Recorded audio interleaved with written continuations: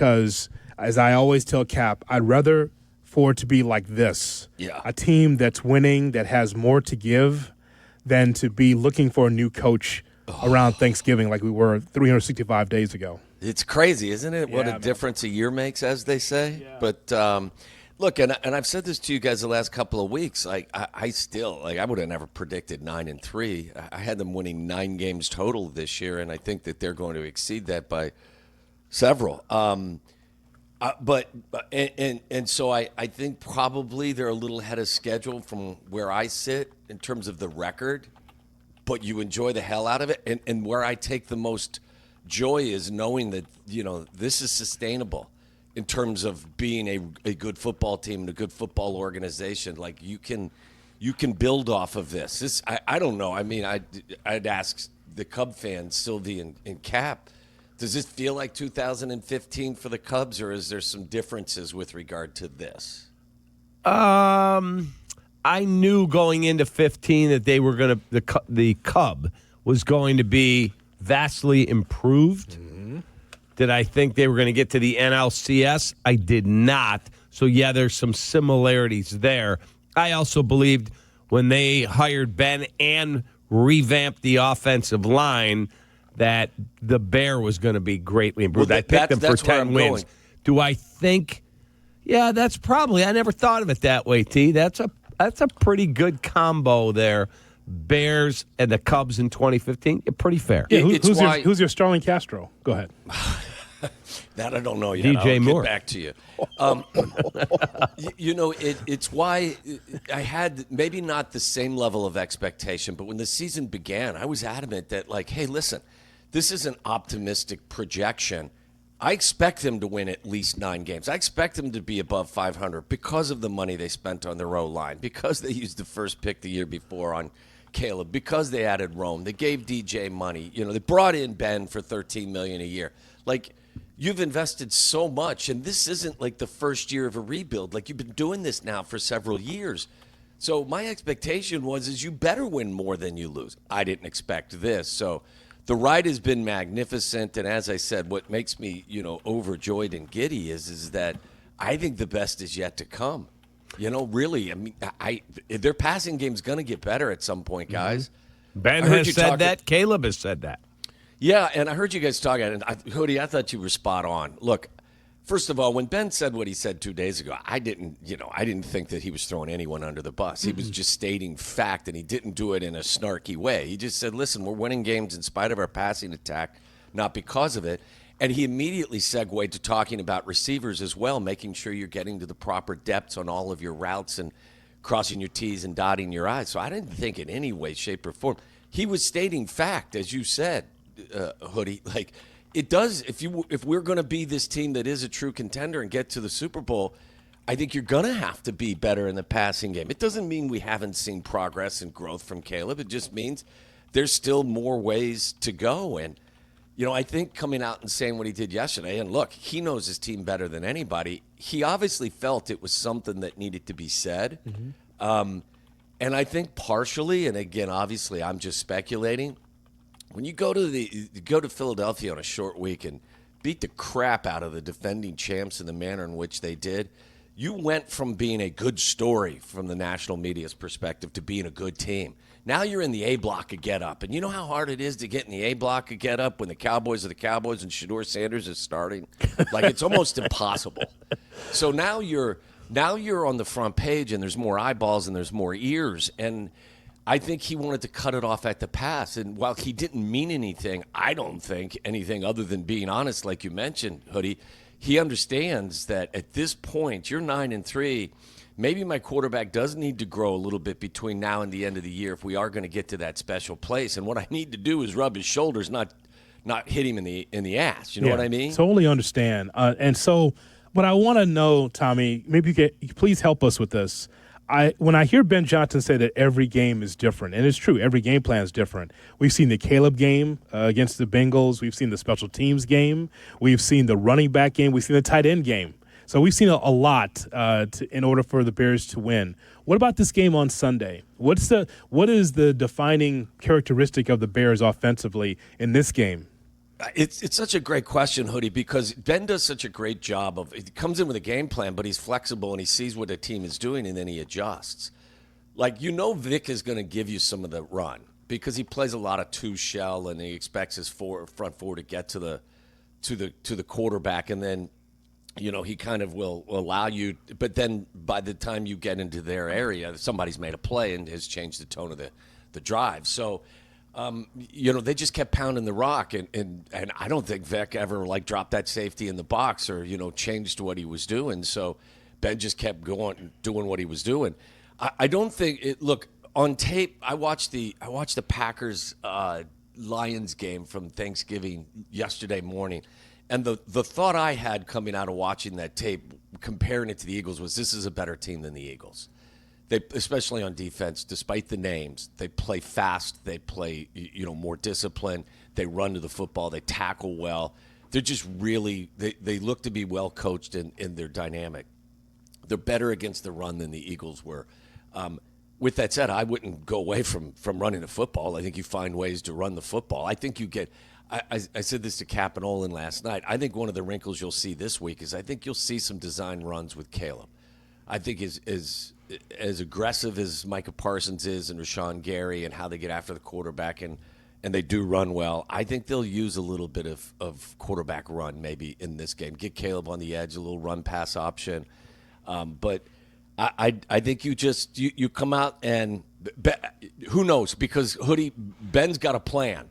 We saw it last week. I don't know if it's to continue to run the football, but there's something that he has seen in film, and you'll figure it out probably midway the second drive, that he's trying to attack a certain area that he feels he's got a slight advantage in. But I would say overall, look, as simple as you can make it, our team takes the ball away better than anyone in the league, and currently the Packers are number one in fewest turnovers. So we had the similar situation last Friday because the Eagles were number one in taking care of the football, and the Bears were obviously number one in taking it away. And what happened? The Bears won the turnover battle, and that played a huge role in the outcome of the game. It's as simple as that. That could be the difference, because this Packers team, I think, is better than the Eagles. Can you beat them? Absolutely. But I think this one will be a little stiffer challenge than the one you faced in Philly, which is odd. Polls, one of the leading candidates for Executive of the Year. And last night, as he detailed drafting Darnell Wright, getting Jonah Jackson, getting Drew Dahlman, getting Joe Tooney, he said that is what's making your offense go, is the best offensive line, in his opinion, in the NFL, and he thinks he's right there to be the Executive of the Year. That's unheard of 12 months ago. Are you in agreement? Yeah, I think he's definitely going to get votes. And look, I think this is the business we're in, and this is the business of sports. When criticism is warranted, it is levied. And when praise is warranted, it is also should be levied. You shouldn't resist saying positive things about Ryan Poles and the decisions he and Ian Cunningham have made because of past mistakes. 2025 is a different year. I think there's a couple things here, guys. First of all, it accentuates to me the importance of developing talent. This is a two-pronged thing in my world, in all of sports, regardless of the sport. If there's one thing to identify talent, the second component to that is you have to develop that talent. Like, you can have really talented guys, but if they're not being used properly and you're not accentuating what they do well, then they're just a waste of talent. So I think that the collaboration of Ben Johnson and his staff, let's just look in the secondary for an example of that. They went out and found Rashawn Wright. Mm-hmm. Now, that may have come at the suggestion of Dennis Allen or of Al Harris or whoever, but Ryan Poles had to sign him. So you bring him in, and then what'd you do? Al Harris is now, coaching him up, and he's leading the NFL in takeaways. Yep. So, Kevin Byard was brought here 2 years ago in the midst of a miserable season last year. He was good.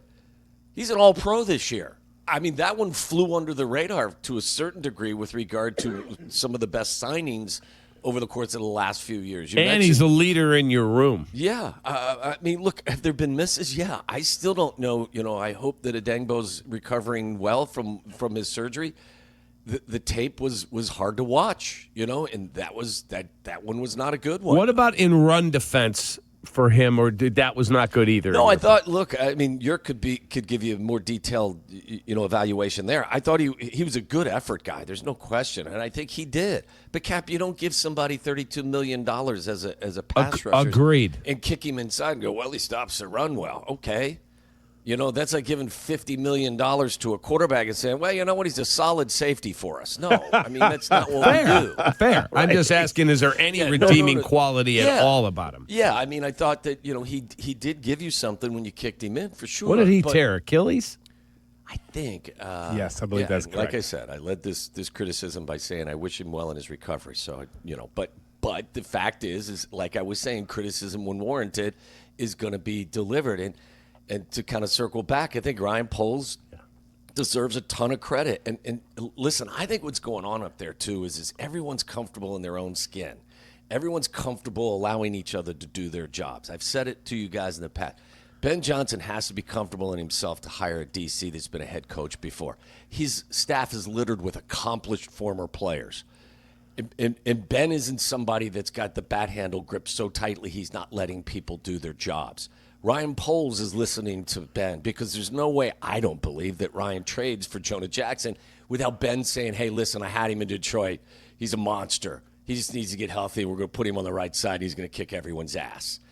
So you see how talented Colston Loveland is. You see a lot of the stuff now starting to, everyone was like, what the hell are you bringing DeAndre Swift in? DeAndre Swift is playing well. Monungai is playing well. So 2025 is a different beast. 2026 may be an entirely different beast as well. But yes, Ryan Poles deserves a ton of credit for fixing some of the problems that he may have had a solid hand in creating. It is a great point, Tom, that you make, because so many first-time head coaches, college basketball, college football, NFL, whatever, they feel like they need to preside over everything, put a blanket over everything. I'm the guy in charge. Well, I got to do it the way the head coach. For Ben Johnson to walk down the hall, and it's already been put out there at times, knock on the door to Dennis Allen and say, hey, you got a minute? Yeah. You've been a head coach before. What about this situation? It's not necessarily drama. It's just about game situation. And Dennis Allen also comfortable in his own skin. I know I was a former coach. Let me help you. Yep. Dude, that just goes a long way, because we can cite examples, I would imagine, in the NFL today where some young coach feels like the whole weight of the world's on his shoulders and he's got nowhere to turn. Hoodie, on Fridays, Antoine Randall is the one who speaks to the team. Think about that. And I know they were tight in Detroit, but like you just said, this is a young coach who steps in, and could you be intimidated, or could you be, I don't know, you feel like your power is being challenged by having Eric Bieniemy and Antoine Randall and Al Harris, not just marginal players in the NFL, but fantastic players in the NFL and guys who have been in this business for quite some time. As you mentioned, Dennis Allen, no. He lets guys do their jobs, and Ryan Poles listening to Ben Johnson, obviously, and them working together. That's how you get to where they are right now. And look, as I said, every year is different. I don't know who Ben will be, 2 years from now, 3 years from now, but right now that cat is pretty much perfect.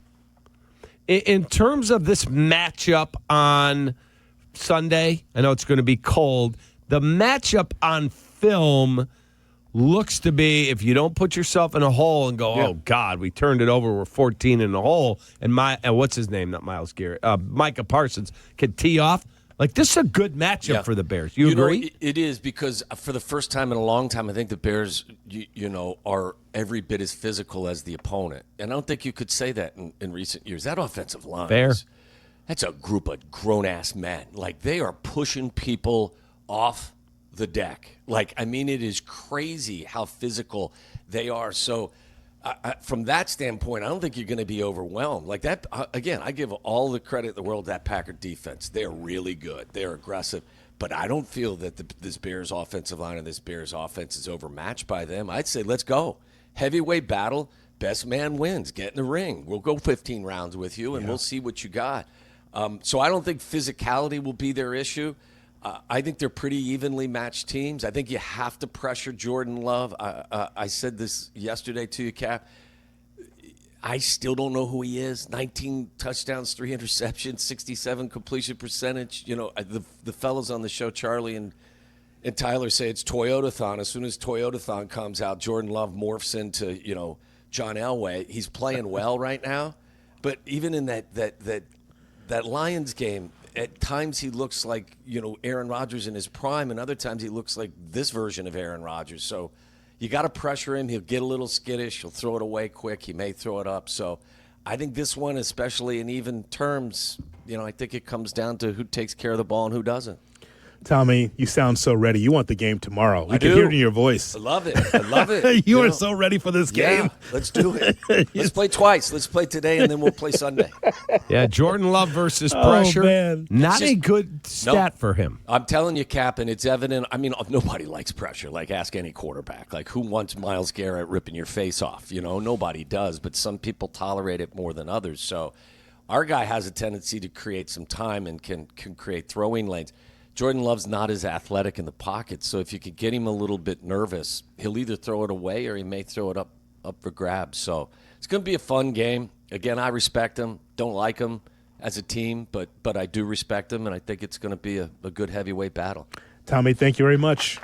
Have a great day, fellas. We love you, Tom. I love you guys. Go You're the put best. ketchup on your house.